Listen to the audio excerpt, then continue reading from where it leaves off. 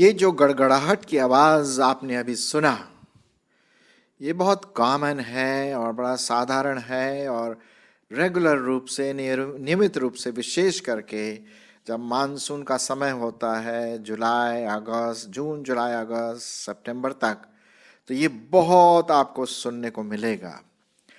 और आपने देखा होगा कि कभी कभी क्या होता है कि सवेरे तो बहुत सुंदर मौसम है, धूप है चारों तरफ और चिड़ियाँ चहचहा रही हैं और बहुत अच्छा लग रहा बाहर। लेकिन फिर उसके बाद जब बादल आते हैं और गहरे काले बादल आ जाते हैं और बिजली जब चमकती है और गड़गड़ाहट के साथ जो थंडरिंग की आवाज़ होती है, कभी बहुत ज़्यादा ज़ोर से होती है, लोगों को डरा भी देती है। हालांकि अगर हम ये कंटिन्यूसली सुनते रहें तो थोड़ा सा अजीब सा फीलिंग होगा, डर का, भय का फीलिंग कि अब क्या होगा। चलो थोड़े समय के लिए चलेगा, लेकिन कंटिन्यूसली जब होता है इस प्रकार से लगातार, तो एक डर, भय क्या है। ऐसे सवेरे तो बहुत अच्छा था, इतना अच्छा था, हम बाजार जा रहे थे या कोई काम के लिए गए और अब देखो हम कहीं नहीं जा सकते हैं, क्या है जिंदगी में। मतलब एक एक प्रकार का दुख सा प्रतीत होता है जीवन में। तो इसी प्रकार से ये गड़गड़ाहट और ये उथल पुथल ऊपर नीचे जो जीवन में आता है, उससे भी हम कभी कभी परेशान होते हैं। मैं कई बार परेशान हुआ और शायद आप भी। और ये प्रश्न पूछते होंगे, सिर्फ मेरे साथ ही ऐसा क्यों होता है, मेरे साथ ऐसा क्यों होता है। दूसरों को देखो, इतना अच्छा, सब लोग खूब एंजॉय कर रहे हैं, इधर उधर जा रहे हैं, और मेरे साथ हर समय समस्या समस्या समस्या से मैं घिरा रहता हूँ। और एक प्रकार का क्वेश्चन मार्क, एक प्रकार का प्रश्नवाचक चिन्ह हमारे जीवनों में आ जाता है कि ऐसा क्यों, क्या बात है। और कुछ हमारी समझ में ये बात नहीं आती है। कभी हुआ आपके साथ? अरे साहब, मेरे साथ तो बहुत बार हुआ। मैंने जब देखा कि मेरे साथ होता है अक्सर, अगर मैं सड़क के इस तरफ खड़ा हूँ तो सब बसेस उस दूसरी तरफ से जाएंगी, और अगर मैं दूसरी तरफ खड़ा होऊंगा तो सब बसेस इधर से जाएंगी। तो मैं सोचता हूँ, यार मेरे साथ ऐसा क्यों होता है? या कभी कभी अगर किसी बस में बैठ गए तो उसका टायर फ्लैट हो गया, ओफ हो। अब जो जोनल अभी था, उसके साथ भी ऐसे ही कुछ हुआ। जहाँ कहीं वो जाता था, समस्या समस्या समस्या। और हमारे जीवनों में इस प्रकार की कई बार समस्याएं आती हैं। आपके जीवन में बहुत बार आती होंगी और आप किसी से पूछते नहीं हैं, क्योंकि लोग क्या कहेंगे, यार ये विश्वासी है कि ये बैकस्लाइडर है या प्रभु में नहीं बढ़ रहा। कई प्रकार के लोग बातें कहना शुरू कर देते हैं, है ना। कभी कभी हो सकता है जीवनों में, हमारे जीवनों में, मेरे जीवन में, आपके जीवन में किसी की मौत हो जाती है और दुख पर दुख आने लगता है। कोई बहुत करीबी रिश्ते वाला इस दुनिया से चला गया। कभी डिप्रेशन आ जाता है, बिल्कुल मन थक सा जाता है कि क्या है यार, जीने का मतलब क्या है। कभी बीमारी, इतना प्रार्थना किया, इतनी फास्टिंग और प्रेयर किया, इतनी दवाई लिया, डॉक्टरों के पास गया, ठीक ही नहीं हो रहे हैं। तो एक प्रकार का आशाहीन, निराशा से हो जाते हैं और ये पूरे हमारे व्यक्तित्व पर असर डालता है, प्रभाव डालता है, शारीरिक रूप से और मानसिक रूप से भी। और सोचते हैं, भाई प्रभु ये क्या हो रहा है यार, मैं तुझे प्यार करता हूँ, बाइबल पढ़ता हूँ, डिवोशन करता हूँ, अच्छी जीवन जीने की कोशिश करता हूँ जैसा तू चाहता, फिर भी मेरे साथ ऐसे ही हो रहा है ना। लोग मिसअंडरस्टैंड कर जाते हैं मुझको, मेरे बारे में दूसरे लोग कानाफूसी करने लगते हैं, पता नहीं क्या बात है।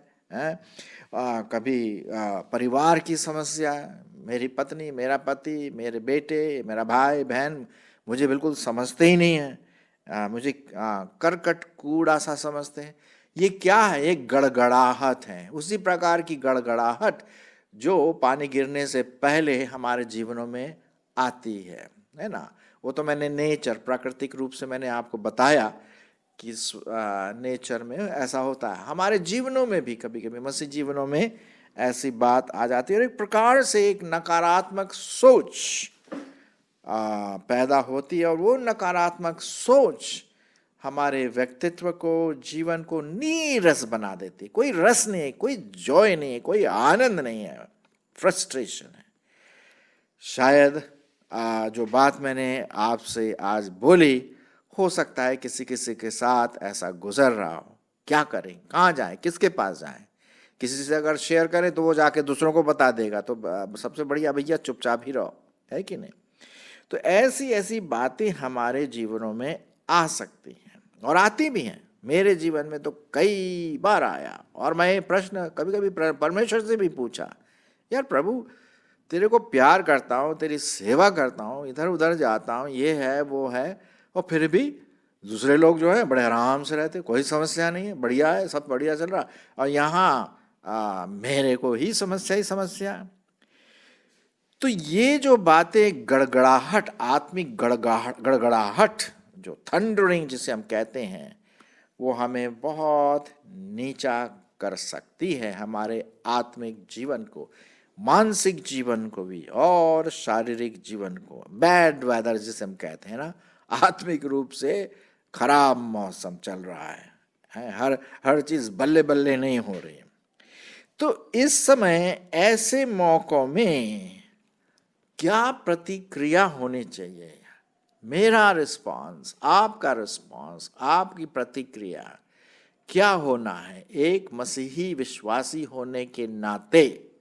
ये मैं आपके सामने रख रहा हूं। जैसे कि आप पिक्चर में देख रहे हैं इस आइकॉन में कि उसके सामने एक प्रश्न है, आखिर क्यों, आखिर क्यों मेरे साथ ही ऐसा हो रहा है, एक प्रश्न है। तो सबसे पहले तो हम देखेंगे, परमेश्वर के वचन की ओर देखेंगे, क्योंकि वहीं से हमारा सब उत्तर आता है और परमेश्वर का वचन ही हमारा समाधान है। और अगर हम इधर उधर भागेंगे दूसरी चीज़ों में तो और प्रॉब्लम में, समस्या में फंस जाएंगे। तो एक जो सत्य है, सत्य की कुंजी है, याद, ट्रुथ जिसे हम कहते हैं, हम भाई उसी सत्य की ओर दौड़े, है ना। अगर और दूसरी जगह जाएंगे तो वो तो झूठे हैं, गलत हैं, गलत शिक्षा है। आइए हम वचन की ओर दौड़ें। और वचन क्या कहता है, मैं आपके लिए पढ़ूंगा रोमियो की पत्री और उसका 9वां अध्याय और उसका 18 पद से। अब यहाँ पर एक जो 18 पद से मैं आपके लिए पढ़ूंगा 21 तक, यहाँ पर जो संदर्भ है वो इस प्रकार से है, कुम्हार और कुम्हार के बर्तन, कुम्हार और कुम्हार के बर्तन, ये उसका बैकग्राउंड है, ये उसका संदर्भ है। पहले मैं पढ़ लेता हूँ, फिर मैं कुछ बोलूँगा इसके बारे में। रोमियो उसका 9वां अध्याय और 18 पद से, तो फिर वह जिस पर चाहता है उस पर दया करता है और जिसे चाहता है उसे कठोर भी कर देता है। ये परमेश्वर की बात है साहब। फिर तुम उससे कहेगा, वह फिर क्यों दोष लगाता है, कौन उसकी इच्छा का सामना करता है? हे मनुष्य, भला तू कौन है जो परमेश्वर का सामना करता है? क्या गढ़ी हुई वस्तु गढ़ने वाले से कह सकती है, तूने मुझे ऐसा क्यों बनाया? क्या कुम्हार को मिट्टी पर अधिकार नहीं? एक ही मिट्टी से एक बर्तन आदर के लिए और दूसरे को अनादर के लिए बनाए। कि परमेश्वर ने अपना क्रोध दिखाने और अपनी सामर्थ प्रकट करने की इच्छा से क्रोध के बर्तनों की जो विनाश के लिए तैयार किए गए थे बड़े धीरज से सही। तो यहाँ पर हम देखते हैं कि प्रभु परमेश्वर हमारा कुम्हार है। यही बात हम यिर्मयाह में भी पढ़ते हैं, अभी हमारे पास टाइम नहीं है, लेकिन वहाँ भी यही बात पढ़ते हैं। कुम्हार कौन है हमारा? हमारे जीवन का कुम्हार प्रभु परमेश्वर है और हम उसके बनाए हुए बर्तन हैं। अब कभी कभी क्या होता है, बर्तन चटक जाता है, टूट जाता है, कमज़ोर है, तो परमेश्वर फिर उसको बनाता है। आपने कभी देखा कि बर्तन कुम्हार से बात करते हैं, भाई तू मुझे सुराही क्यों बना रहा है, मुझे दिया क्यों बना रहा है, मुझे घड़ा क्यों बना रहा है, और भी कई बर्तन क्यों बना रहा है? नहीं, कुम्हार के बर्तन कभी भी कुम्हार से बात नहीं करते। सब कुछ कुम्हार के दिमाग में रहता है कि इससे मैं दिया बनाऊंगा, इससे मैं सुराही बनाऊंगा, इससे मैं गिलास बनाऊंगा या जो भी है। और सिंपली जो मिट्टी है वो कुम्हार के हाथ में पूरी रीति से उसके अधीन रहती है। ठीक उसी प्रकार से मेरे प्रियो, हम भी परमेश्वर के अधीन हैं और परमेश्वर जैसा चाहता है, जैसा चाहता है, अगर हमारे जीवन में वो चाहता है कठिनाई आए, ये उसकी मर्जी है, ये उसकी मर्जी है, ये उसकी इच्छा है। वो सुराही बनाना मांगता है, सुराही बनाए, घड़ा बनाना मांगता है, घड़ा बनाए हैं। किसी को काला बनाए, किसी को गोरा बनाए, किसी को छोटा बनाए, किसी को लंबा बनाए, किसी को पतला बनाए, किसी को मोटा बनाया, किसी को जल्दी गुस्सा आता है, किसी को बहुत देर में गुस्सा आता है, किसी के साथ ज़्यादा ही परेशानी आती है और कोई तो बहुत मज़े में रहता है ना। तो ये बातें हम यहाँ पर देखते हैं, ये उसकी इच्छा है जैसा वो करे। अच्छा, इसी से संबंधित अय्यूब नाम का एक व्यक्ति था, शायद आप जानते हैं उसके बारे में। अय्यूब की किताब में हम पढ़ते हैं कि बहुत अच्छा व्यक्ति था, धर्मी व्यक्ति था, लेकिन उसके पास क्या है, समस्या ही समस्या, समस्या ही समस्या है। शैतान ने ऐसी चीज़ें लाई, परमेश्वर ने अलाउ किया उन बातों को, और उसका घर बार ख़त्म हो गया, उसके बच्चे सब मर गए बहुत सारे तूफानों में, और वो खुद, अय्यूब खुद फोड़ा फुंसी से लद गया, बदबू आने लगी। उसकी पत्नी भी उसके विरोध में हो गई। उसने कहा भैया छोड़ दे ये मसीहत, छोड़ दे खुदा खुदा, और परमेश्वर को कर्स कर दे। अय्यूब ने क्या कहा, तू एक मूर्ख स्त्री के समान बात करती है, जिसने दिया उसने लिया। हाँ, मैं नंगा माँ के पेट से आया और नंगा ही चला जाऊंगा, परमेश्वर के नाम का धन्य हो। अरे साहब, क्या बताइए, हम जो हमारे ऊपर जो गड़गड़ाहट आती है जीवन में, मौसम की बड़ आत्मिक रूप से हम परेशान हो जाते हैं। मैं कई बार परेशान हो गया, लेकिन अय्यूब ने उसको दूसरे दृष्टिकोण से देखा, उसने परमेश्वर के दृष्टिकोण से देखा। ओके, तो पहली बात तो ये है कि हमें परमेश्वर के दृष्टिकोण से देखना है, वो क्या चाहता है मेरे जीवन में। दूसरी बात, हमें जो भी हमारे सामने समस्या आ रही है, चाहे बीमारी की हो, डिप्रेशन की हो, फाइनेंस की हो, हमारे पास कम पैसों की कमी चल रही है, नौकरी नहीं है, या जो भी बात है, गड़गड़ाहट, ये गड़गड़ाहट है, दुख तकलीफ मुसीबतें, ठीक है, तो हमें इसको परमेश्वर की दृष्टि से देखना है। अब जो यूसुफ था उसके साथ भी ऐसा ही हुआ। उत्पत्ति में पढ़ते हैं, यूसुफ ने अपने भाइयों से कहा तुमने मुझे बहुत दुख दिया, लेकिन वो सब मैं परमेश्वर की महिमा के लिए देखा, परमेश्वर ने उसी दुख को मेरे लिए अच्छा बना दिया। तो ये है साहब, पहली बात, आप परमेश्वर की दृष्टिकोण से अपने जीवन को देखें। दूसरी बात, अपने मन को परमेश्वर के सामने रखें, उसके वचन पर ध्यान दें और उसी पर अपना ध्यान रखें। Think about God. यशाया उसका 26 अध्याय, यशाया उसका 26 अध्याय और उसका मैं पढ़ूंगा 3 पद। क्या लिखा हुआ, 3 पद है?